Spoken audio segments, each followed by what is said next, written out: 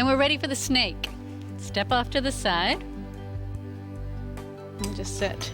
Okay, so getting on, hand over there, foot over here. That's it. Then you're going to wrap that front leg around the back leg, and you want the pelvis directly facing down towards the carriage. Top of the head is dropped, abdominals contracted.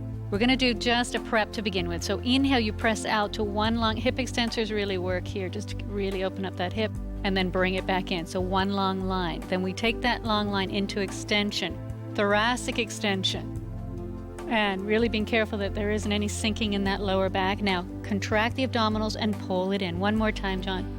Inhale, we press out, reach up, lengthening, open the shoulders, and exhale, bring it back in. From here, we're going to go right into the twist, so you don't press out quite so far.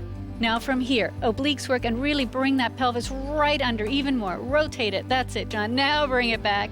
Exhale, pull it back in. That was wonderful. That was fantastic, in fact. And press out. And again. Pull it under, bring it right under. Yes. And here. Okay, so now we have to challenge me a little bit. We're going to do lifting the hand off once you're there. Now from here, very carefully.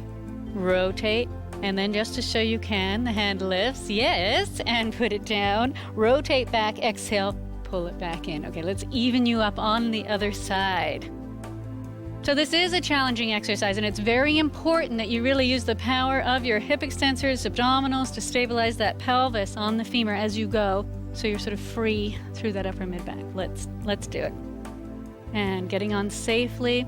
Very important, the pelvis is facing towards the carriage, dropping the top of the head. Start with the carriage all the way in. And here we go.